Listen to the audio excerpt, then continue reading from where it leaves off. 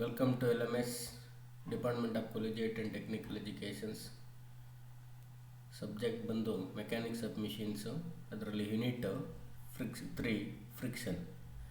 So session 1 introduction about friction.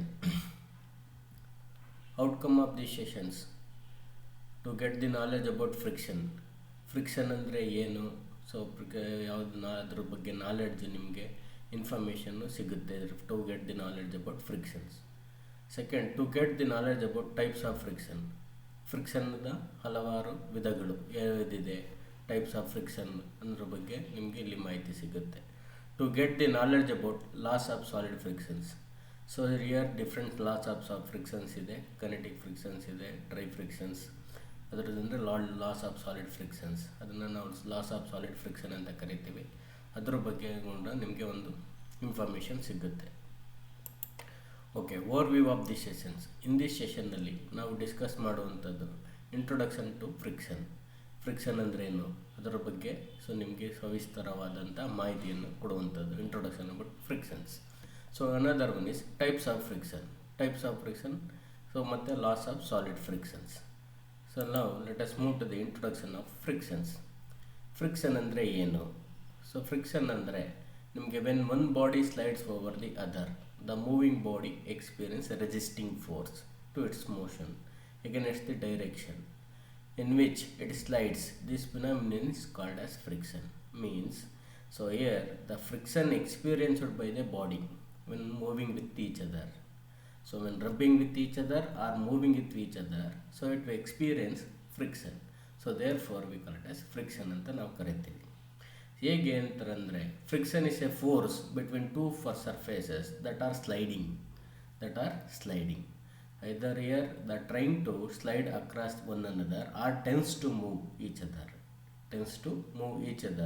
So therefore here, for example, when a try to push a toy or car along the floor, so you can observe this image. So here it's having some toy. So toy ಇದೆ ಇಲ್ಲಿ. So ಒಂದು ಹುಡುಗ ಇದನ್ನು push ಮಾಡ್ತಾ ಇದ್ದಾನೆ. So it will be moving, it tends to move along in linear directions. So here the moving, so here the friction always experienced in opposite direction of motion. ಯಾವಾಗಲೂ ನಿಮಗೆ ಈ ಫ್ರಿಕ್ಷನ್ನು ಆಪೋಸಿಟ್ ಟು ದಿ ಮೋಷನ್, ಈ motion ಯಾವ ಕಡೆ ನಾವು move ಆಗ್ತಿದ್ದೀವಿ ಅದಕ್ಕೆ ವಿರುದ್ಧ ದಿಕ್ಕಿನಲ್ಲಿ ನಮಗೆ ಎಕ್ಸರ್ಟ್ ಆಗುವಂಥ ಒಂದು force we call it as friction ಅಂತ ನಾವು ಕರಿತೀವಿ. So here when one body slides over the other, ಯಾವಾಗ means the friction experienced by a two body when rubbing with each other. So rubbing with each other ನಮಗೆ contact ಆದಾಗ ನಮಗೆ exert ಆಗುವಂಥ ಒಂದು feel ಆಗುತ್ತಲ್ಲ, so that is we call it as the friction ಅಂತ ನಾವು ಕರಿತೀವಿ. ಅದನ್ನು ನಾವು ಫ್ರಿಕ್ಷನ್ ಅಂತ ಕರಿತೀವಿ. So here you can observe another animations. Here ಒಂದು ಟೇಬಲ್ ಇದೆ, ಆ ಟೇಬಲ್ ಮೇಲೆ ಒಂದು ಬ್ಲಾಕ್ ಇದೆ. So here the certain force applied by hand. ಈಗ ಒಂದು ಇರುವೆ ಎಲ್ಲಿ ಅಥವಾ ಜೇನುನೊಣ ನಿಮಗೆ ಇಲ್ಲಿ ಫೋರ್ಸನ್ನು ಅಪ್ಲೈ ಮಾಡ್ತಾ ಇದೆ. ಸೊ ಈ ಫೋರ್ಸನ್ನು ಅಪ್ಲೈ ಮಾಡ್ತಿದ್ದಾಗ ದ ಬಾಡಿ ಏನಾಗುತ್ತೆ, ಇದು ಆಬ್ಜೆಕ್ಟು ಟೆನ್ಸ್ ಟು ಮೂವ್ ಆಗ್ತದೆ ಅಂದರೆ slide over the another surface. ಹಾಗಾಗಿ ಏನು ನಾವು ಡೈರೆಕ್ಷನ್ ಫೋರ್ಸ್ ಈ ಡೈರೆಕ್ಷನಲ್ಲಿ ರೈಟ್ ವರ್ಡ್ಸ್ಗೆ ಆಗ್ತಾ ಇದ್ದೀವಿ, ಅದೇ ರೀತಿ ಆಪೋಸಿಟ್ ಡೈರೆಕ್ಷನಲ್ಲಿ ನಿಮ್ಗೆ ಅನದರ್ ಫೋರ್ಸು ಎಕ್ಸರ್ಟ್ ಆಗ್ತಾ ಇದೆ, equal and opposite. So therefore ಇದನ್ನು ನಾವು ಫ್ರಿಕ್ಷನ್ ಅಂತ ಕರಿತೀವಿ. ಈ ಆಪೋಸಿಟ್ ಆಲ್ವೇಸ್ ಇದು opposite to the direction of motion. got it? So now, so here you having a different types of frictions ಇದೆ. In general, the friction is the following two types. One is static friction.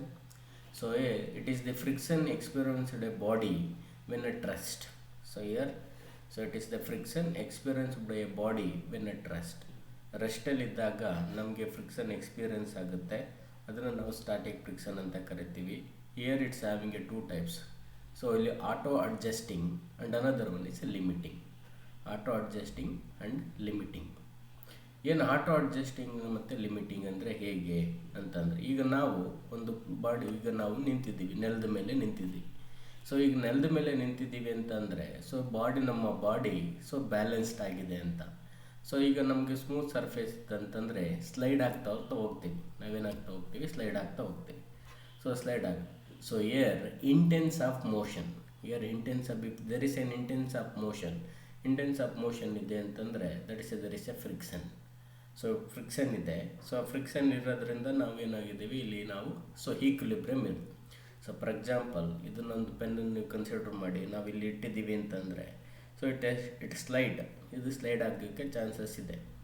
But ಆದರೆ intense of ಮೋಷನ್ನಿಂದ ಏನಾಗುತ್ತೆ, body will B interlock with each other. ನಾವು ಏನಾಗುತ್ತೆ, body will be equilibrium. So like by ನಾವು ನಿಂತಿದ್ದೀವಿ ನೆಲದ ಮೇಲೆ ಅಂತಂದರೆ it will be equilibrium. So slip ಆಗಬೇಕು, so slip ಆಗಲ್ಲ, ಏಕೆಂತಂದರೆ body will be equilibrium. So ಅಂದರೆ ನಮ್ಮ ಫ್ಲೋರು ಮತ್ತು ನಮ್ಮ ಫುಟ್ ಏನಿದೆ ನಮಗೆ interlock with each other. So therefore we call it a static friction. It is the friction experienced body when at ರೆಸ್ಟಲ್ಲಿದ್ದಾಗ. ಅದೇ ರೀತಿ ಸೊ ಹಿಯರ್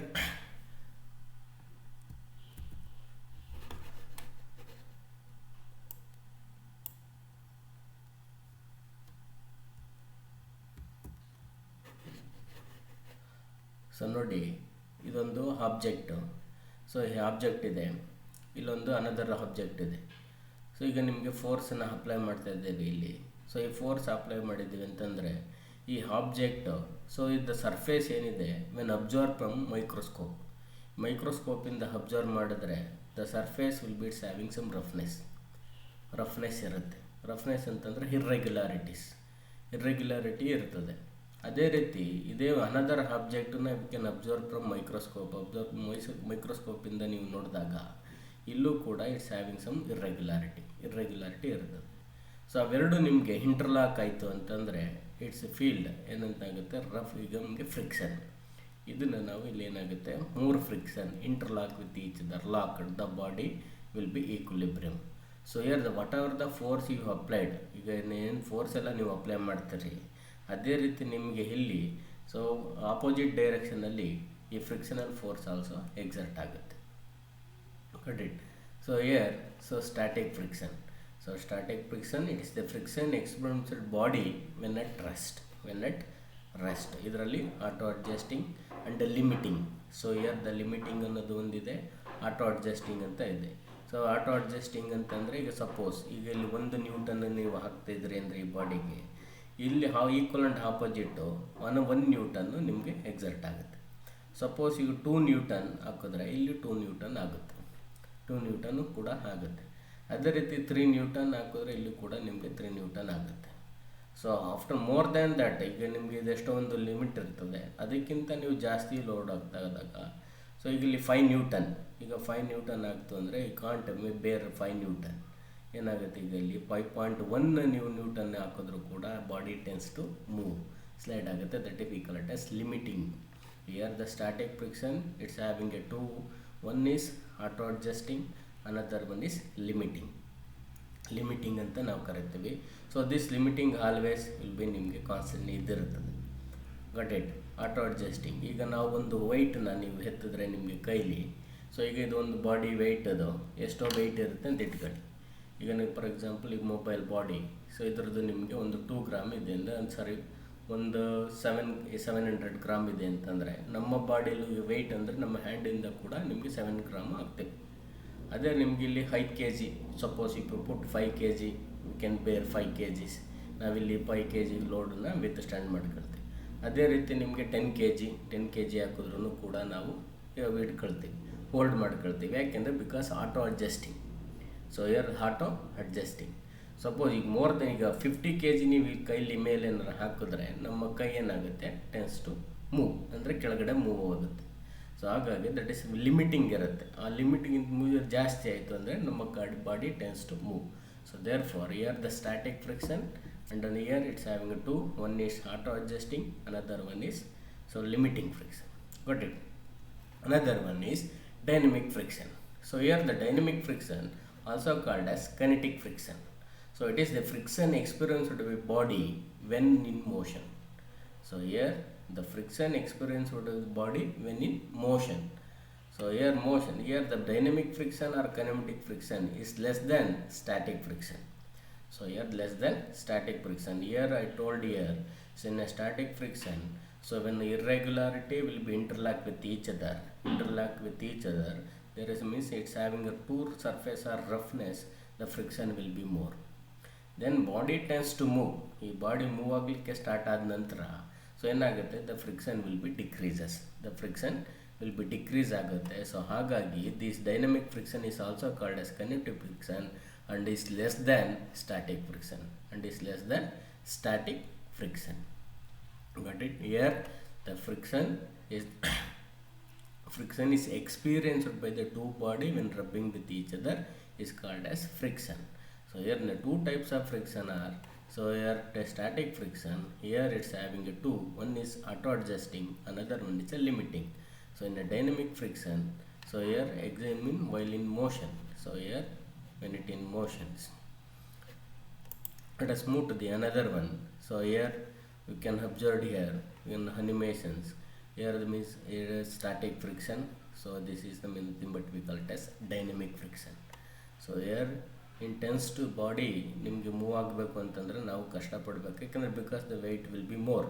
ವೆಯ್ಟ್ ಇದೆ, ನಾವು ಸ್ವಲ್ಪ ಏನು ಸರ್ಟನ್ ಫೋರ್ಸ್ ನಾವು ಆಗ್ತಿದ್ದೀವಿ, ಇದಕ್ಕಿಂತ ಇದು ನಾವು ಫಿಕ್ಷನಲ್ ಫೋರ್ಸು ನಿಮಗೆ ಜಾಸ್ತಿ ಆಗಬೇಕು, because due to the mass ನಿಮಗೆ ಜಾಸ್ತಿ ಇದೆ. ಸೊ ಹಾಗಾಗಿ ಇದು ನಿಮಗೆ ಅನದರ್ ಒನ್ ಇಸ್ ರೋಲಿಂಗ್. ಇಲ್ಲೂ ನಿಮಗೆ ಕೂಡ the weight mass will be less ಇರುತ್ತೆ. ದ ಡೈನಮಿಕ್ ಫ್ರಿಕ್ಷನ್ ನಿಮಗೆ ಫ್ರಿಕ್ಷನ್ ನಿಮಗೆ ರೋಲ್ ಆಗ್ತಾ ಹೋಗುತ್ತೆ. So connective friction also is less then static friction. Okay, another classification of dynamic friction. ಈ ಡೈನಮಿಕ್ ಫ್ರಿಕ್ಷನ್ನ ನಾವು ಮತ್ತೆ ತಿರ್ಗಿ ಕ್ಲಾಸಿಫೈ ಮಾಡ್ತೀವಿ. One is sliding friction. It is the friction experienced a body when it slides over the another body. So ಒಂದು surface ಈಗ ನಿಮಗೆ ನೋಡಿ, ಸೊ ಇಯರ್ ಒಂದು ಸರ್ಫೇಸ್ ಇದೆ, ಆ ಟೇಬಲ್ ಮೇಲೆ ಒಂದು ಆಬ್ಜೆಕ್ಟ್ ಇದೆ. ಈ ಆಬ್ಜೆಕ್ಟ್ ಇರೋದು ನಿಮಗೆ, ಸೊ ನಾವು ಸರ್ಟನ್ ಫೋರ್ಸನ್ನು ನಾವು ಅಪ್ಲೈ ಮಾಡ್ತಾ ಇದ್ದೀವಿ. ಸೊ ಇವಾಗ ಏನಾಗ್ತಿದೆ, ಬಾಡಿ ಟೆನ್ಸ್ ಟು ಮೂವ್ ಆಗ್ತಿದೆ, slides over the other. So slides over the other ಹಾಗಾಗಿ so we call it a sliding friction ಅಂತ ಕರಿತೀವಿ. It is the friction experienced a body when it slides over the another body. So we call it a sliding friction. So ಈಗ ನಿಮಗೆ screws ನೀವು ನೋಡಿರ್ಬೋದು, lathe bed. So tailstock lathe bed ಮೇಲೆ ಏನಾಗುತ್ತೆ, lathe ನಿಮಗೆ slow slide ಆಗುತ್ತೆ. So ಅದೇ piston cylinder. So piston ಸಿಲಿಂಡರ್ಲು ಕೂಡ ನಿಮಗೆ ಸಿಲಿಂಡರ್ ಕಾನ್ಸ್ಟೆಂಟ್ ಇದೆ, ದ ಪಿಸ್ಟನ್ನು ನಿಮಗೆ ಸ್ಲೈಡ್ ಆಗುತ್ತೆ. Here existing sliding friction. So ಅದೇ ರೀತಿ ನಿಮಗೆ ಸೇಪರ್ ಮಿಷಿನಲ್ಲೂ ಕೂಡ ram and to ram so ನಿಮಗೆ ಮೂವ್ ಆಗುತ್ತೆ, ಸ್ಲೈಡ್ ಆಗುತ್ತೆ. So we are the sliding friction. So another one is rolling friction. It is the friction experienced between the surface which has balls or rollers interposed between them. So here the rolling action. So rolling action take place. So roll, ಈಗ ನಿಮಗೆ bus ನಿಮ್ದು tyre ಅವ್ರ surface ನಮ್ಮ road ಮೇಲೆ move ಆಗುತ್ತೆ. So ಇದನ್ನೆಲ್ಲ ನಾವು rolling friction ಅಂತ ಕರಿತೀವಿ. So here so you can observe here the rolling friction. So here it's having some irregularity, so but it means the rolling friction. ಈ ಸರ್ಫೇಸು ಕೂಡ ನಿಮಗೆ ರೋಲ್ ಇರ್ರೆಗ್ಯುಲಾರಿಟಿ ಇದೆ, ಅದು ಕೂಡ ಬಿಕಾಸ್ ನಿಮಗೆ ನೋಡಿ ರೋಡು ಇರ್ರೆಗ್ಯುಲಾರಿಟಿ ಇದೆ. ಸೊ ನಮ್ಮದು ಟೈರು ಕೂಡ ಇರ್ರೆಗ್ಯುಲಾರಿಟಿ ಕೂಡ ಇರ್ತದೆ, ಅಂದರೆ ಥ್ರೆಡ್ಸ್ ಎಲ್ಲ ಮಾಡಿದ್ದೀವಿ. ಸೊ ಫ್ರಿಕ್ಷನ್ ಇರೋದ್ರಿಂದನೇ ನಮಗೆ ಬಾಡಿ ಟೆನ್ಸ್ ಟು ಮೂವ್ ಆಗುತ್ತೆ. So when applying the some force, ನೀವು ಫೋರ್ಸ್ ಅಂದರೆ ಬ್ರೇಕ್ ಅಪ್ಲೈ ಮಾಡಿದ್ರೆ ಬಾಡಿ ನಿಮಗೆ ಸ್ಟಾಪ್ ಆಗಬೇಕು ವೆಹಿಕಲ್. ಸೊ ಹಾಗಾಗಿ the surface will be rough. So here experience ಇದ್ರ ಎರಡು ಮಧ್ಯೆ ರೋಡು ಮತ್ತು ನಮ್ಮ ಟೈರ್ ಅದು ಎಕ್ಸ್ಪೀರಿಯನ್ಸ್ ಆಗುತ್ತಲ್ಲ, ಫೋರ್ಸ್ ಎಕ್ಸರ್ಟ್ ಆಗುತ್ತೆ. ಆ ಫ್ರಿಕ್ಷನ್ನು ನಾವು ಫೋರ್ಸನ್ನು ತಿಂಬಟ್ಟು ರೋಲಿಂಗ್ ಫ್ರಿಕ್ಷನ್, ಅದು ನಿಮಗೆ ರೋಲಿಂಗ್ ಫ್ರಿಕ್ಷನ್ ಅಂತ ನಾವು ಕರಿತೀವಿ. So we can observe another animations. ನೋಡಿ, ಇದೊಂದು ಆಬ್ಜೆಕ್ಟು, ಇದ್ರ ವೀಲ್ ಇದೆ. ಸೊ ಇದರ ಸರ್ಫೇಸ್ ಮೇಲೆ ಈಸಿಯಾಗಿ ಮೂವ್ ಆಗ್ತಾ ಇದೆ. So this is mu is nothing but a coefficient of friction. ನಾವು ನೆಕ್ಸ್ಟ್ ಕ್ಲಾಸಲ್ಲಿ ಹೇಳೋಣ. This is it's having some velocity, the body ನಿಮಗೆ ಟೆನ್ಸ್ ಟು ಮೂವ್ ಆಗ್ತದೆ, ಸ್ಲೈಡ್ ಆಗ್ತಾ ಇದೆ, ಅಂದರೆ ನಿಮಗೆ ರೋಲ್ ಆಗ್ತಾ ಇದೆ. ಇದು actually this is linear motion. ಈ ವೀಲ್ ನಿಮ್ಗೆ ಏನಾಗ್ತಿದೆ, ರೋಲಿಂಗ್ ಆಗ್ತಾ ಇದೆ, ಸೊ ತಿರುಗ್ತಾ ಇದೆ. ಸೊ ಹಾಗಾಗಿ ರೋಲಿಂಗ್ ಫ್ರಿಕ್ಷನ್ ಅಂತ ಕರಿತೀವಿ. So another one is pivot friction. So pivot friction, it is the friction experienced by a body due to the motion of rotation, as in case of footstep bearing. So due to the motions here, due to the rotations, so here the some friction experienced, so that we call it as pivot friction anta ನಾವು ಕರಿತೀವಿ. ಇದು ಬೇರಿಂಗ್ಸಲ್ಲಿ ಬರ್ತದೆ. ಇದನ್ನೆಲ್ಲ ನಾವು ಡೀಟೇಲಾಗಿ discuss ಮಾಡೋಣ. It is the friction experienced by a body due to the motion of rotation as in case of push step bearings. Okay, further classification of a friction, here the friction between unlubricated surface. So here the dynamic friction ಅನ್ನು ನೀವು ಮತ್ತೆ further classify ಮಾಡ್ತಾ ಇದ್ದೀರಾ. ಹೇಗೆ ಮಾಡ್ತಿದ್ದೀವಿ? Friction between unlubricated surface. ಹೇಗೆ? The friction experienced between two dry and unlubricated surface is contact. Surface contact is known as dry or solid friction ಅಂತ ಕರಿತೀವಿ. ಈಗ ಎರಡು ಆಬ್ಜೆಕ್ಟ್ನ ಮಧ್ಯ ಯಾವುದೇ ರೀತಿ ನಿಮಗೆ ಆಯಿಲ್ ಅನ್ಲೂಬ್ರಿಕೇಟೆಡ್, ಸೊ ನಿಮಗೆ ಡ್ರೈ ಅನ್ಲೂಬ್ರಿಕೇಟೆಡ್, ಫಾರ್ ಎಕ್ಸಾಂಪಲ್ ಇದೊಂದು ನಿಮಗೆ ಆಬ್ಜೆಕ್ಟ್ ಅಂತ ತಗೊಳ್ಳಿ. ಈಗ ಇದೊಂದು ಸರ್ಫೇಸು, ಈ ಸರ್ಫೇಸ್ ಮೇಲೆ ನಾವು ಒಂದು ಆಬ್ಜೆಕ್ಟನ್ನ ಇಡ್ತಾ ಇದ್ದೀವಿ. ಈಗ ಎರಡು ಕಾಂಟ್ಯಾಕ್ಟ್ ಆಗ್ತಲ್ಲ ಈ ಸರ್ಫೇಸಲ್ಲಿ, ನಿಮಗೆ ಯಾವುದೇ ರೀತಿ ಸೊ ನಮಗೆ ಆಯಿಲ್ ಅಥವಾ ಲೂಬ್ರಿಕೆಂಟ್ ಇಲ್ಲ. ಈ ಆಬ್ಸೆನ್ಸ್ ಆಫ್ ಲೂಬ್ರಿಕೆಂಟ್, ಇಲ್ಲಿ ನಿಮಗೆ ಲೂಬ್ರಿಕೆಂಟ್ ಇಲ್ಲ, ಸೊ ಡ್ರೈ ಇದೆ, ಸೊ ಕಂಪ್ಲೀಟ್ಲಿ ಡ್ರೈ ಇದೆ. ಆಗ ಎಕ್ಸ್ಪೀರಿಯನ್ಸ್ ಆಗುವಂಥ force we call it as the dry friction or solid friction ಅಂತ ನಾವು ಕರಿತೀವಿ. So it is due to the surface roughness. The dry or solid friction includes the sliding friction and rolling friction. ಇದು dry slider ಕೂಡ ಆಗ್ಬೋದು ಅಥವಾ ನಿಮಗೆ roll ಕೂಡ ಆಗ್ಬೋದು. ಇದು ಏನಿದೆ ನಿಮಗೆ, ಸೊ ಇದು ಸ್ಲೈಡಿಂಗರ್ ಆಗ್ಬೋದು ಅಥವಾ ನಿಮಗೆ ರೋಲಿಂಗರ್ ಆಗ್ಬೋದು. ಫಾರ್ ಎಕ್ಸಾಂಪಲ್ ಈಗ ನಾನು ಹೇಳಿದೆ, ಕಾರು ಅಥವಾ ಬಸ್ಸು, ನಮ್ಮದು ಟ್ರಕ್ಗಳು ರೋಡ್ ಮೇಲೆ ಹೋಗ್ತವೆ. ಈ ರೋಡ್ ಮೇಲೆ ಹೋಗ್ಬೇಕಾದ್ರೆ ನಿಮಗೆ ಟೈರ್ ರಬ್ಬರಿಂದ ಮಾಡಿದ್ದೀವಿ, ಅದ್ರ ಮೇಲೆ ಥ್ರೆಡ್ಸ್ ಎಲ್ಲ ಇದೆ. ಸೊ ನಿಮಗೆ ರೋಡನ್ನು ಯಾವುದರಿಂದ ಮಾಡ್ತೀವಿ? ಇಲ್ಲ ಕಾಂಕ್ರೀಟಿಂದ ಮಾಡಿದ್ದೀವಿ, ಇಲ್ಲ ನಿಮಗೆ ಡಾಂಬರ್ ಟಾರಿಂದ ಹಾಕಿದ್ದೀವಿ. ಈ ಟಾರ್ ನಿಮಗೆ ಸ್ಮೂತ್ ಸರ್ಫೇಸ್ ಇಲ್ಲ, ಇದು ಇಟ್ಸ್ ಹ್ಯಾವಿಂಗ್ ರಫ್ನೆಸ್ ಸರ್ಫೇಸ್ ಇದೆ. ಸೊ ಈಗ ನಿಮ್ಗೆ ಏನಾಗುತ್ತೆ ಬಾಡಿ, ಸೊ ನಿಮಗೆ ಸ್ವಲ್ಪ ಆಬ್ಜೆಕ್ಟ್ ಬಸ್ ಈಗ ನಿಮಗೆ ರೋಡ್ ಮೇಲೆ ಹೋಗ್ತಿದೆ, ಅದು ರೋಲಿಂಗ್ ಫ್ರಿಕ್ಷನ್. ರೋಲಿಂಗ್ ಫ್ರಿಕ್ಷನ್ ಅಲ್ಲಿದೆ ಯಾವುದೇ ರೀತಿ ನಿಮಗೆ ರಫ್ನೆಸ್ ಡ್ರೈ ಇದೆ, ರೋಡು ಕೂಡ ಡ್ರೈ ಇದೆ, ನಿಮಗೆ ಸೊ ಆಬ್ಜೆಕ್ಟ್ ಕಾಂಟ್ಯಾಕ್ಟ್ ಆಗುತ್ತಲ್ಲ ಟೈರು ಕೂಡ ನಿಮಗೆ ಡ್ರೈನೆಸ್ ಇದೆ, ರಫ್ನೆಸ್ ಫ್ರಿಕ್ಷನ್. ಅದನ್ನು friction experience between two dry and unlubricated surface is contact is known as dry or so solid friction ಅಂತ ನಾವು ಕರಿತೀವಿ. ಅರ್ಥ ಆಗ್ತಿದೆಯಾ? So here either solid friction ಅದು ನಿಮಗೆ ಸ್ಲೈಡಿಂಗ್ ಫ್ರಿಕ್ಷನ್ ಆರು ಆಗ್ಬೋದು ಅಥವಾ ರೋಲಿಂಗ್ ಫ್ರಿಕ್ಷನ್ ಆರು ಆಗ್ಬೋದು. ಸೊ ಈಗ ನಿಮಗೆ ಅದೇ ರೋಡ್ ಮೇಲೆ ತುಂಬ ಮಳೆ ಊದಿದೆ ಅಂತಂದರೆ, ನೀರಿದೆ ಅಂತಂದರೆ ಏನಾಗುತ್ತೆ? ಸ್ಲೈಡ್ ಆಗುತ್ತೆ, ಅದು ನಿಮ್ಗೆ ಏನಾಗುತ್ತೆ? ಸ್ಕಿಡ್ ಆಗುತ್ತೆ. ಸೊ ಅದು means the friction will be less. ನಮ್ಮ ಫ್ರಿಕ್ಷನ್ ಏನಾಗುತ್ತೆ? ನಿಮಗೆ ಲೆಸ್ ಆಗುತ್ತೆ. ಸೊ ದರ್ ಇಸ್ ನ ಕಾಂಟ್ಯಾಕ್ಟ್ ಬಿಟ್ವೀನ್, ಈಗ ನಿಮಗೆ ಕಾಂಟ್ಯಾಕ್ಟ್ ಆಗಲ್ಲ ಸರ್ಫೇಸು ಮತ್ತು ಸೊ ನಿಮಗೆ ಆಬ್ಜೆಕ್ಟು ನಿಮಗೆ ಕಾಂಟ್ಯಾಕ್ಟ್ ಆಗದೆ ಹೋದಾಗ ನಮಗೆ ಸ್ಲಿಪ್ ಆಗೋಕ್ಕೆ ಕೂಡ ಚಾನ್ಸಸ್ ಇರುತ್ತೆ. Okay, friction between lubricated surface.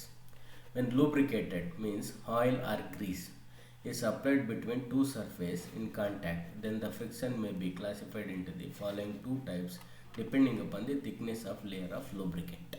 ಅಂದರೆ ಈಗ ನಾವು ಇದ್ರ ಮಧ್ಯ ಇದು ಡ್ರೈ ಆಗಿದೆ, ಡ್ರೈ ಅಂದರೆ ಸೊ ನಿಮಗೆ ಫ್ರಿಕ್ಷನ್ ಎಕ್ಸರ್ಟ್ ಆಗುತ್ತಲ್ಲ, ರಫ್ ನಿಮಗೆ ಡ್ರೈ ಫ್ರಿಕ್ಷನ್. ಇದು ನಿಮಗೆ ಹೀಟನ್ನ ಇಂಡ್ಯೂಸ್ ಅಂದರೆ ಪ್ರೊಡ್ಯೂಸ್ ಮಾಡುತ್ತೆ. ಜನರಲಿ ನಮ್ಗೆ ಗೊತ್ತಿರೋದು ಸೊ ಫ್ರಿಕ್ಷನ್ ಇದೆ ಅಂತಂದರೆ it's nothing but how do you feel ಫ್ರಿಕ್ಷನನ್ನು? ಹೀಟಿಂದ ನಾವು ಫೀಲ್ ಮಾಡ್ತೀವಿ. ಸೊ ನಿಮಗೆ ತುಂಬ ಹೀಟ್, ನಿಮ್ಗೆ ಈಗ ಎರಡು ಕೈನ ನಾವು ರಬ್ ಮಾಡಿದ್ರೆ ಸೊ ಫ್ರಿಕ್ಷನ್ ಇದೆ. ಈಗ ನಿಮ್ಗೆ ಎರಡು ಕೈ ನಾವು ರಬ್ ಮಾಡ್ತೀವಿ, ರಬ್ ಮಾಡಿದಾಗ ಏನಾಗುತ್ತೆ? ಇಲ್ಲಿ ಹೀಟ್ ನಮಗೆ ಫೀಲ್ ಆಗುತ್ತೆ. ಸೊ ಹೀಟ್ ನಮಗೆ ಫೀಲ್ ಆಗುತ್ತೆ. ಇದು ಡ್ರೈ ಯಾವ ಥರನಾರು ಆಗ್ಬೋದು, dry or whatever. So ನಿಮಗಿಲ್ಲಿ ಈ ಕೈ ಮಧ್ಯ ನಮಗೆ ಆಯಿಲ್ನ ನೀವು ಅಪ್ಲೈ ಮಾಡಿದ್ರೆ, ಈ ಆಯಿಲ್ ಅಪ್ಲೈ ಮಾಡಿದಾಗ ಸೊ ನೀವು ರಬ್ ಮಾಡಿ, ಸೊ ನಿಮ್ಗೇನಾಗುತ್ತೆ? ಈ ಕೈನ ರಬ್ ಮಾಡುವಾಗ ನಿಮ್ಗೆ ಆಯಿಲ್ ಹಾಕಿರೋದ್ರಿಂದ ಈಸಿಯಾಗಿ ಸ್ಲಿಪ್ ಆಗುತ್ತೆ. ಸೊ ಈಸಿಯಾಗಿ ಸ್ಲಿಪ್ ಆಗುತ್ತೆ, ಅಷ್ಟು ನಿಮಗೆ ಹೀಟ್ ಫೀಲ್ ಆಗಲ್ಲ, ಸೊ ಬಟ್ ಇದನ್ನು ಯಾವುದ್ರ ಮೇಲೆ ಹೆಂಗೆ ಇದು ಮಾಡ್ತೀವಿ?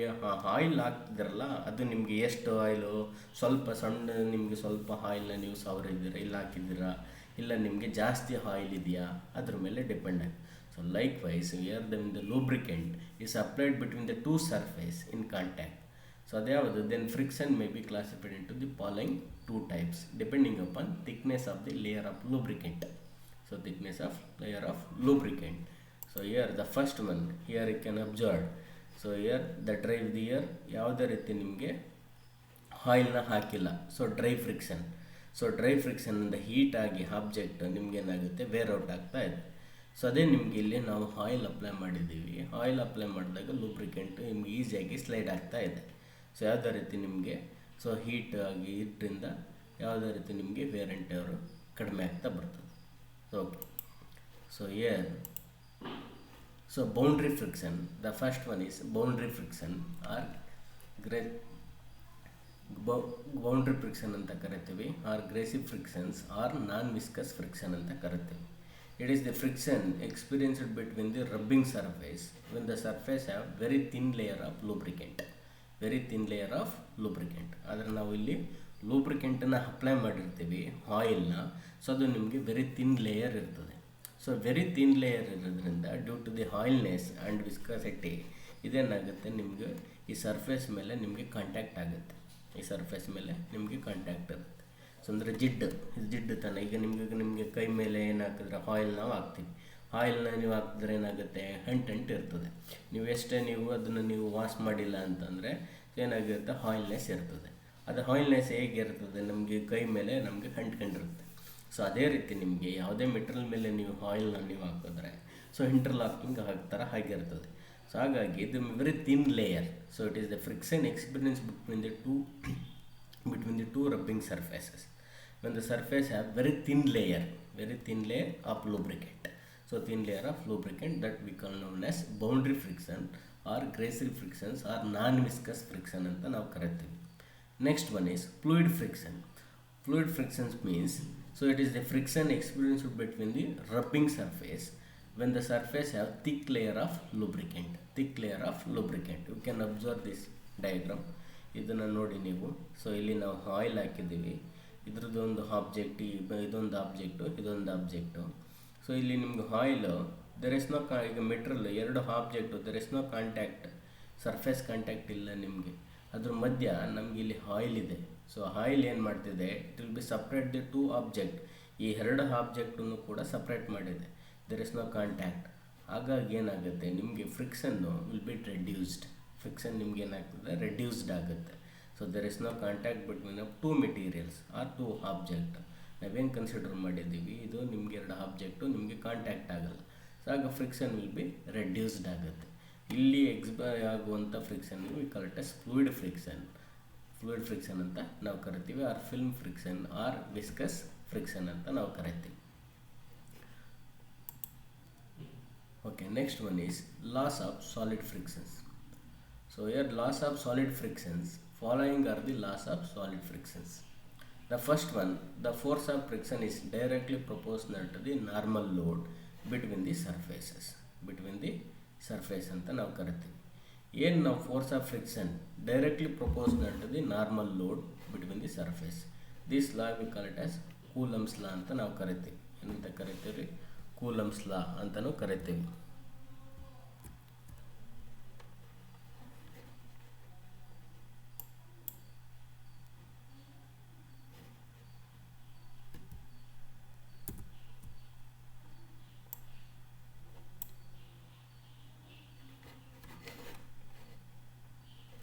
ಕೂಲಮ್ಸ್ ಲಾ ಅಂತ ಕರಿತೀವಿ. ಹೇಗೆ ಅಂದರೆ, the force of friction directly proportional to the normal load. ಏನು ನಾವು ಫೋರ್ಸ್ನ ಅಪ್ಲೈ ಮಾಡ್ತೀವಿ. ಸೊ ಫಾರ್ ಎಕ್ಸಾಂಪಲ್, ಇದು ಒಂದು ಆಬ್ಜೆಕ್ಟ್, ಇದೊಂದು ಸರ್ಫೇಸ್ ಮೇಲೆ ನಾವು ಇಟ್ಟಿದ್ದೀವಿ. ನಾವು ಸರ್ಫೇಸ್ ಮೇಲೆ ಇಟ್ಟಿದ್ದು ನಾವು ಸರ್ಟನ್ ಫೋರ್ಸನ್ನು ನಾವು ಅಪ್ಲೈ ಮಾಡ್ತೀವಿ.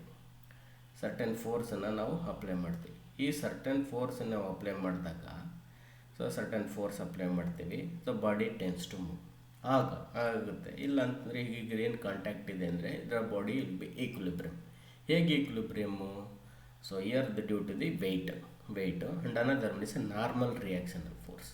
ಈ ನಾರ್ಮಲ್ ಅಂತಂದರೆ ಪರ್ಪೆಂಡಿಕ್ಯುಲರ್ ಟು ದಿ ಸರ್ಫೇಸ್. ಈಗ ಇಲ್ಲಿ ನಿಮಗೆ ನಾರ್ಮಲ್ ಫೋರ್ಸ್ ನಿಮಗೆ ಎಕ್ಸೆಕ್ಟ್ ಆಗುತ್ತೆ. ಈ ನಾರ್ಮಲ್ ಫೋರ್ಸ್ ನಿಮಗೆ, the force of friction is directly proportional to the normal ಲೋಡ್ಗೆ ಈ ಫೋರ್ಸ್ ನೀವು ಹಾಕ್ತೀರಿ. So force of friction is directly proportional to the normal load means nothing but normal load is always directly equal to the weight of the object when it is right angle, not in inclined line. ಈ ಥರ inclined line ಇದ್ದರೆ is not equal to the normal, ಇದು directly proportional to the normal load ಆಗಲ್ಲ. ನಿಮಗೆ ಯಾವಾಗ ನಿಮ್ಗೆ object ನಿಮಗೆ ಈ ಥರ ಕಾಂಟ್ಯಾಕ್ಟ್ ಸರ್ಫೇಸ್ ಹಾರಿಜಾಂಟಲ್ ಸರ್ಫೇಸಲ್ಲಿ ನೀವು ಇಟ್ಟಾಗ, ಸೊ ರೈಟ್ ಆ್ಯಂಗಲ್ ನೀವು ಇದ್ದಾಗ ಮಾತ್ರ it's directly proportional to the normal load. Directly proportional to the normal load. Second one, the force of friction is independent of the area of the contact surface. Independent of the area of contact. ನೋಡಿ, here the contact surface for a given normal load. So ನಾನು already ಹೇಳಿದೆ ನಿಮಗೆ, ಇಂಕ್ಲೈನ್ಡ್ line ಇದೆ, normal load is not directly proportional ಆಗಲ್ಲ ನಿಮಗೆ. So ಇಲ್ಲಿ it's not dependent area. ಏನಾಗಿದೆ ನಿಮಗೆ ಸರ್ಫೇಸು, ಈ ಸರ್ಫೇಸ್ ಯಾವುದರ ಇರ್ಬೋದು. So surface nature either rough surface or smooth surface or ಹೇರ್ಡಿಗೆ. ಈಗ ನಿಮಗೆ ಇದ್ರದ್ದು ಆಬ್ಜೆಕ್ಟ್ ಸರ್ಫೇಸು ನಿಮಗೆ ಸ್ಮೂತ್ ಇದೆ ಅಂತ ಇಟ್ಕೊಳ್ಳಿ, ನನ್ನ ಕೈ ಇದು ನಿಮಗೆ ರಫ್ ಇದೆ ಅಂತ ಇಟ್ಕೊಳ್ಳಿ. ಸೊ ರಫು ಮತ್ತು ಸ್ಮೂತು, ಇವಾಗ ಏನಾಗುತ್ತೆ ನಿಮಗೆ, ಸೊ ಸ್ಮೂತ್ ಇರೋದು ಆಬ್ಜೆಕ್ಟ್, ಇದು ರಫ್ ಇದೆ ಅಂತಂದ್ರೆ ಅದು ಫ್ರಿಕ್ಷನ್ ಇದು ನಿಮಗೆ ಸ್ವಲ್ಪ ಮೂವ್ ಆಗ್ಬೋದು, ಸ್ವಲ್ಪ ಈ ಸರ್ಫೇಸು ನಿಮಗೆ ರಫ್ ಇದ್ದು, ನನ್ನ ಈಗ ಏನು ಆಬ್ಜೆಕ್ಟ್ ಅನದರ್ ಒನ್ ಆಬ್ಜೆಕ್ಟ್ ಇದು ನಿಮಗೆ ರಫ್ ಇತ್ತು ಅಂದರೆ the body tends to move ಆಗುತ್ತಲ್ಲ, it's will be very difficult. The friction experience ನಿಮಗೆ ಜಾಸ್ತಿ ಆಗುತ್ತೆ. ಸೊ ಹಾಗೆ the force of friction is independent of the area of the contact surface. Either smooth surface. ಈಗ ಇದು ನಿಮಗೆ ನೋಡಿ, ಸ್ನೋ ಎಲ್ಲ ಬಿದ್ದಿರುತ್ತೆ, ಐಸ್ ಮೇಲೆ ನಿಮ್ಗೇನಾಗುತ್ತೆ, ಇದು ನಿಮಗೆ ಫ್ರಿಕ್ಷನ್ನು ಲೆಸ್ ಇರುತ್ತೆ, ನಾವು ಸ್ಲಿಪ್ ಆಗ್ತಾ ಇರ್ತೀವಿ, ಆಯಿತಾ. ಫಾರ್ ಎಕ್ಸಾಂಪಲ್ ನಿಮಗೆ ನಮ್ಮ ಸ್ಲಿಪ್ಪರು ಪೂರ್ತಿ ನಿಮಗೆ ಸೌದಿದೆ ಅಂತಂದರೆ, ಕೆಳಗಡೆ ವೆರೋಟ್ ಆಗಿದೆ ಅಂದರೆ ಸ್ಮೂತ್ ಸರ್ಫೇಸ್ ಇರ್ತದೆ. ಸೊ ನಿಮ್ಗೆಲ್ಲರೂ ನಿಮಗೆ ನೀರಿರೋ ಜಾಗದಲ್ಲಿ ನೀವು ಕಾಲಿಟ್ಟರೆ ಸೊ ಏನಾಗುತ್ತೆ, ನಾವು ಅಂದರೆ ಸ್ಲೈಡ್ ಆಗ್ತಾ ಹೋಗುತ್ತೆ, ಅಂದರೆ ಜಾರುತ್ತೆ. So that is likewise the force of friction is independent of the area of the contact surface per given normal load. Another, the force of friction is depend upon the material of which the contact surface are made. So here the force of friction depends upon the material ಮೇಲೆ depend ಆಗುತ್ತೆ. So ಈಗ material ಮೇಲೆ ನಿಮಗೆ depend ಆಗುತ್ತೆ which contact surface are made. ಹೇಗೆ ನಿಮಗೆ material ಮೇಲೆ, ಈಗ rubber and concrete. So rubber and concrete will be coefficient of friction will be more. ನಿಮಗೆ ಕೋಎಫಿಷಿಯಂಟ್ ಆಫ್ ಫ್ರಿಕ್ಷನ್ ನಿಮಗೆ ಜಾಸ್ತಿ ಆಗುತ್ತೆ. ನೆಕ್ಸ್ಟ್ ಕ್ಲಾಸಲ್ಲಿ ನಿಮ್ಗೆ ಹೇಳ್ಕೊಡ್ತೀನಿ. ಸೊ ಏನಾಗುತ್ತೆ, ಕಾಂಕ್ರೀಟು ಮತ್ತು ರಬ್ಬರ್ ಈಗ ಏನಿದೆ ನಿಮಗೆ ಟೈರ್. ಈಗ ಕಾಂಕ್ರೀಟ್ ರೋಡಲ್ಲಿ ನಿಮಗೆ ಟೈರು ಬೇಗ ಸವಿಯುತ್ತೆ ದೆನ್ ಕಂಪೇರ್ ಟು ದಿ ನಮ್ಮದು ಡಾಂಬರ್ ರೋಡ್ ಏನಿದೆ ಟಾರ್ ಇದ್ರ ಮೇಲೆ. ಯಾಕೆಂದರೆ ಇಲ್ಲಿ ರಫ್ನೆಸ್ ಇದೆ. ಸೊ ರಫ್ನೆಸ್ ಇರೋದ್ರಿಂದ ಮೆಟೀರಿಯಲ್ ಕಾಂಟ್ಯಾಕ್ಟು ಇದು ನಿಮಗೆ rubber will be smooth material. Rubber ನಮಗೆ ಸ್ಮೂತ್ ಇರುತ್ತೆ. ತುಂಬ ಹಾರ್ಡ್ ಇರೋ ರಬ್ಬರ್ನ ಯೂಸ್ ಮಾಡೋದು. ಹಾರ್ಡ್ ಇರೋ ರಬ್ಬರ್ನ ಯೂಸ್ ಮಾಡ್ತಂದ್ರೆ ನಿಮಗೆ ಮೆಟೀರಿಯಲ್ ಏನಾಗುತ್ತೆ, ಕಟ್ ಆಗುತ್ತೆ, ಅಂದರೆ ಬ್ರೇಕ್ ಆಗುತ್ತೆ. ಯಾವಾಗ ನಿಮಗೆ ಸಮ್ ಪಾಯಿಂಟ್ ಲೋಡ್ ಆಗ್ತಾಗುತ್ತೆ, ಯಾವುದಾರ ಒಂದು ನಿಮಗೆ ಶಾರ್ಪ್ ಎಡ್ಜಸ್ಗೆ ನೀವು ಬಿಟ್ಟರೆ the material be breaked. So but ನಮಗೆ ಅದನ್ನು ಸ್ಮೂತ್ನೆಸ್ ಇರೋ ಥರ ನಾವು ಮಾಡಿರ್ತೀವಿ. ಹಾಗಾಗಿ the force of friction depends upon the material of which the contact surface are made. Material ನಾನು ಹೇಳಿದೆ ನಿಮಗೆ, ಈಗ ನೀವು ಗ್ಲಾಸನ್ನು ನೀವು ಇಡಿ. So due to interlocking forces ನೀವು ಗ್ಲಾಸ್ನ ನೀವು ಮೇಲೆ ಇಡಿ, ಹೀಗೆ ಎತ್ತಲಿಕ್ಕೆ ಸಾಧ್ಯ ಇಲ್ಲ. ಸೊ ಅದನ್ನು ನಾವೇನು ಮಾಡಬೇಕು, ಸ್ಲೈಡ್ ಮಾಡಬೇಕು. ಸ್ಲೈಡ್ ಮಾಡಿದ್ರೆ ಮಾತ್ರ ನಿಮಗೆ ತೆಗಿಬೋದು. ಈಗ ಒಂದು ಗ್ಲಾಸ್ನ ಈಗ ಇಟ್ಟಿದ್ರಿ ಅಂತಂದರೆ ಸೊ ನೀವು ಇದನ್ನು ಹೀಗೆ ಎತ್ತಲಿಕ್ಕೆ ಸಾಧ್ಯ ಇಲ್ಲ. ಸೊ ಅದನ್ನು ಮುಂದೆ ನಾವು ಹೇಳಿದು ಸ್ಲೈಡ್ ಮಾಡಿ ಸೊ ನಾವು ಇದನ್ನು ತೆಗಿಬೇಕು. ಸೊ ಹಾಗಾಗಿ the force of friction depends upon the material of which the contact surface are made. So another law. So here last one, the force of friction is independent of the velocity of sliding of one body relative to the other body. So here the force of friction is independent of the velocity, not depending upon the velocity of sliding of one body. So how independent of the velocity? ನಿಮ್ಗೆ ಈಗ ಒಂದು surface ನಾನು ಹೇಳಿದೆ ನಿಮಗೆ. So ಇದು rough surface ಇದೆ. ಈಗ ನಿಮಗೆ ಬಾಡಿ ಈಗ ನಿಮಗೆ ಈಕ್ವಿಲಿಬ್ರಿಯಮ್ ಇದೆ. ಸೊ ಈಕ್ವಿಲಿಬ್ರಿಯಮ್ ಇದೆ ಅಂದರೆ 1 ನ್ಯೂಟನ್ ಹಾಕಿದ್ರೆ ಸೊ ಫ್ರಿಕ್ಷನ್ನು ಕೂಡ ನಿಮಗೆ ಆಪೋಸಿಟಲ್ಲಿ 1 ನ್ಯೂಟನ್ ಆಗ್ತಿರ್ತದೆ. So every body tends to move ಆಗ್ತದೆ. ಈಗ 2 ನ್ಯೂಟನ್ನು 3 ನ್ಯೂಟನ್ ಆಗ್ತಿರ್ತಾರೆ, ಅದೇ ರೀತಿ ನಿಮಗೆ ಜಾಸ್ತಿ ಆಗುತ್ತೆ. ಲಿಮಿಟಿಂಗ್ ಆದ ನಂತರ ಸೊ ನಿಮಗೆ 5.1 ನ್ಯೂಟನ್ ನೀವು ಹಾಕಿದ್ರು ಕೂಡ the body tends to move. ಇಲ್ಲಿ ನಿಮಗೆ before air the body tends to move will be interlocking ಆಗಿರುತ್ತೆ, it will be friction will be more. After sliding after sliding velocity ನಿಮಗೆ ರೀಚ್ ಆದ್ರೆ ನಿಮಗೆ the kinetic friction will be less. So ಹಾಗಾಗಿ the force of friction is independent of the velocity of sliding one body relative to the other bodies. So these are some laws of solid friction.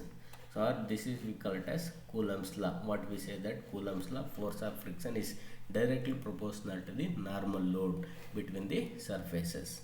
So here the F is equal to directly proportional to the R, directly proportional to the R.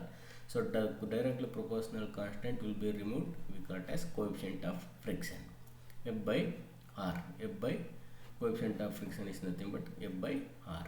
That is nothing but a dimensionless quantity. Got it? So these are some laws of solid frictions. So next one, let us move to the multiple choice questions.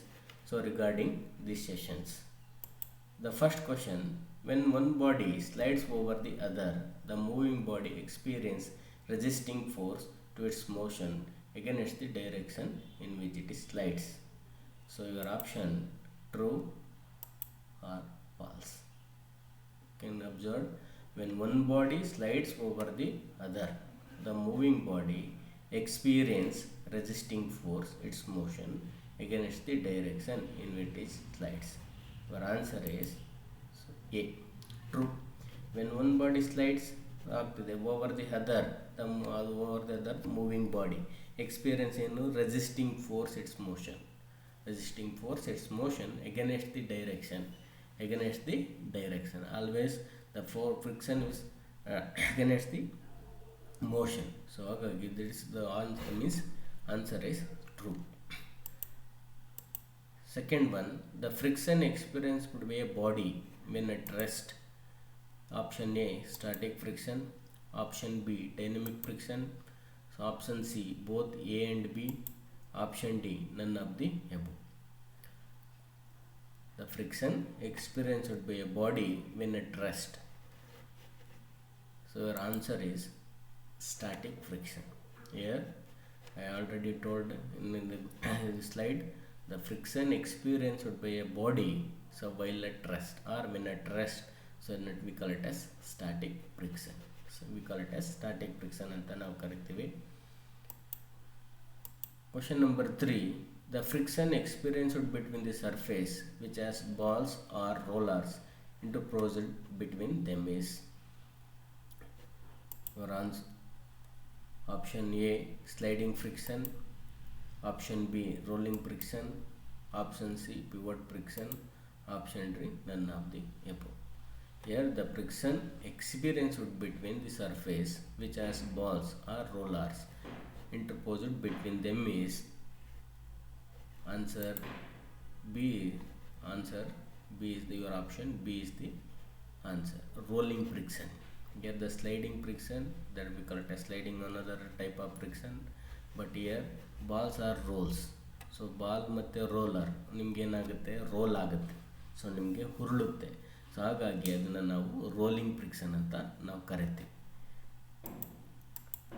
Question number 4, dash is the friction experienced between the rubbing surface when the surface have thick layer of the lubricant. So here dash is the friction experienced between the rubbing surface when the surface have thick layer of lubricant. Option A, sliding friction, rolling friction, pivot friction, viscous frictions. Our answer D, viscous friction. means ಹೇಳಿದೆ ನಿಮಗೆ dry friction ಇದೆ. So dry friction ಅಂದರೆ ಅನ್ಲೂಬ್ರಿಕೇಟೆಡ್ friction. ಯಾವುದೇ ರೀತಿ ನಿಮಗೆ ಲೂಬ್ರಿಕೆಂಟನ್ನು ನಾವು apply ಮಾಡ್ದೇ friction ಎಕ್ಸ್ಪೀರಿಯನ್ಸೆಡ್ ಆಗುವಂಥದ್ದು dry friction. So but here ನಿಮಗೆ ಲೂಬ್ರಿಕೆಂಟ್ ಅಪ್ಲೈ ಮಾಡ್ತೀವಿ, ಅದರಲ್ಲಿ ಥಿನ್ ಲೇಯರು ಇದೆ ಮತ್ತು ಥಿಕ್ ಲೇಯರ್ ಕೂಡ ಅಪ್ಲೈ ಮಾಡ್ತೀವಿ. ಈಗ ಗ್ರೀಸು, ನೀವು ಥಿನ್ ಲೇಯರ್, ಈಗ ನಿಮಗೆ ಗ್ರೀಸ್ ನಾವು ಅಪ್ಲೈ ಮಾಡ್ತು ಅಂತಂದರೆ ನಿಮಗೆ ಥಿಕ್ ಲೇಯರ್ ಆಗುತ್ತೆ. ಸೊ ನಿಮಗೇನಾಗುತ್ತೆ, thick layer. So there is no contact between the two object. ಎರಡು ಟೂ ಮೆಟೀರಿಯಲ್ ನಿಮಗೆ ಕಾಂಟ್ಯಾಕ್ಟ್ ಇರಲ್ಲ. ಸೊ ಅದೇ ನಿಮಗೆ ಮಧ್ಯದ ಇಂಟರ್ಮೀಡಿಯೇಟಲ್ಲಿ ನಿಮಗೆ ಗ್ರೀಸ್ ಆರ್ ಆಯಿಲ್ ನಿಮ್ಗೆ ಇರುತ್ತೆ, ಅದು thick layer. We call it as thick layer ಲೂಬ್ರಿಕೆಂಟನ್ನು ನಾವೇನು ಕರಿತೀವಿ, ವಿಸ್ಕಸ್ ಫ್ರಿಕ್ಷನ್ ಅಂತ ನಾವು ಕರಿತೀವಿ. Question number 5, the force of friction is indirectly proportional to the normal load between the surface. Option A, true or false. The force of friction is indirectly proportional to the normal load between the surface.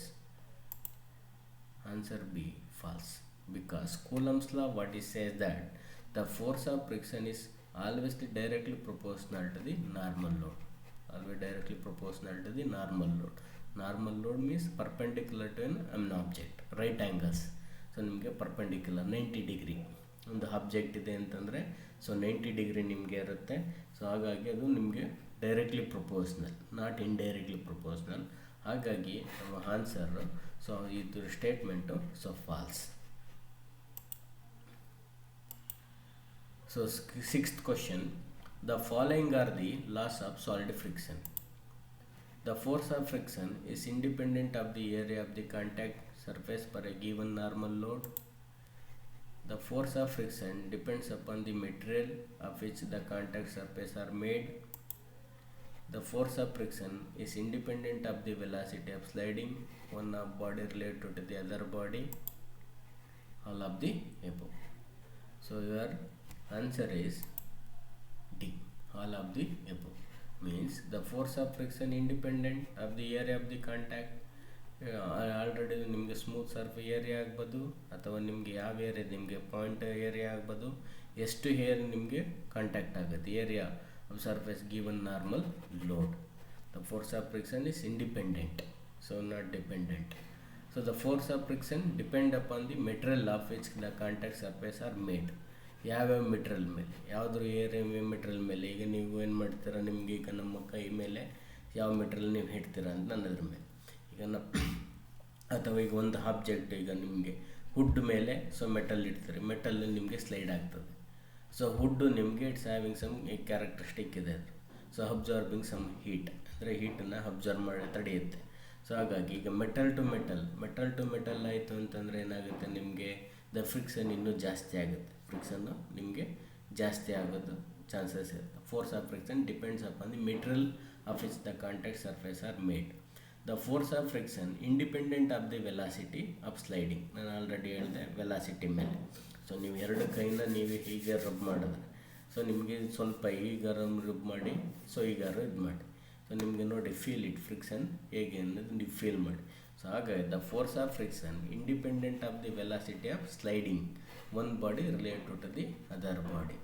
So ಹಾಗಾಗಿ ಎಲ್ಲ statement ನಿಮಗೆ ಸೇರಿರೋದ್ರಿಂದ your answer is D.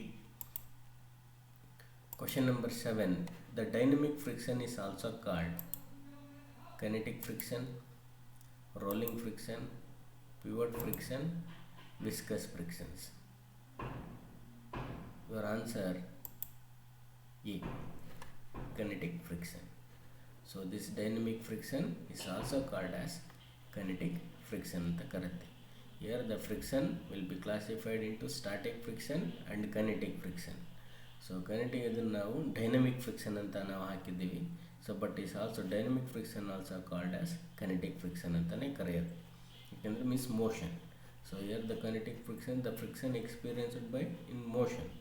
So when it motion, ಹಾಗಾಗಿ we call dynamic friction ಅಂತಲೇ ನಾವು kinetic ಫ್ರಿಕ್ಷನ್ನೇ dynamic friction ಅಂತ ಕರಿತೀವಿ. Question number 8. Another name of boundary friction is fluid friction, film friction, non-viscous friction, viscous friction. So another name of boundary friction. So here your answer is C, means the boundary friction. So here means the boundary friction the ನಿಮ್ಮ answer. So ನಾನ್ viscus friction ಅಂತ ನಾವು ಕರಿತೀವಿ. ಅಂದರೆ very thin layer ಲೂಬ್ರಿಕೆಂಟನ್ನು ನೀವು apply ಮಾಡಿರ್ತೀವಿ. ಅದು ನಿಮಗೆ ವೇರೆ ಅಂದರೆ ಮೆಟಲ್ ಎರಡು ನಿಮಗೆ ಜಾಸ್ತಿ ಇತ್ತು ಅಂದರೆ ಏನಾಗುತ್ತೆ, ಆ ಆಯಿಲ್ ಎಲ್ಲ ಬಂದು ಈ ಬೌಂಡ್ರಿಗೆ ಇದಂದರೆ ಸ್ಕ್ವೀಸ್ ಆಗಿ ಸೊ ನಿಮಗೆ ಹೆಡ್ಜಿಗೆ ಬಂದಿರ್ತದೆ. ಸೊ ನೀವು ಬಂದಿರುತ್ತೆ. ಸೊ ಹಾಗಾಗಿ ಅದನ್ನು V call it boundary. So we call it boundary friction are also non viscus friction ಅಂತ ಕರಿತೀವಿ. ಸೊ ಬಟ್ ಆಯಿಲ್ನೆಸ್ಸಿಂದ ಈ ಮೆಟೀರಿಯಲ್ಗೆಲ್ಲ ನಿಮಗೆ ಕಾಂಟ್ಯಾಕ್ಟ್ ಇರ್ತದೆ. ಸೊ ನಿಮಗೆ ಸ್ಕ್ವೀಸ್ ಆದಾಗ ನಿಮಗೆ ಇಲ್ಲಿ ಬಂದು ಜಾಸ್ತಿ ಆಯಿಲ್ ಇಲ್ಲಿ ನಿಮಗೆ ಕಾಂಟ್ಯಾಕ್ಟ್ ಆಗುತ್ತೆ edges. So that we means boundary friction ಅಂತಲೂ ಕರಿತೀವಿ.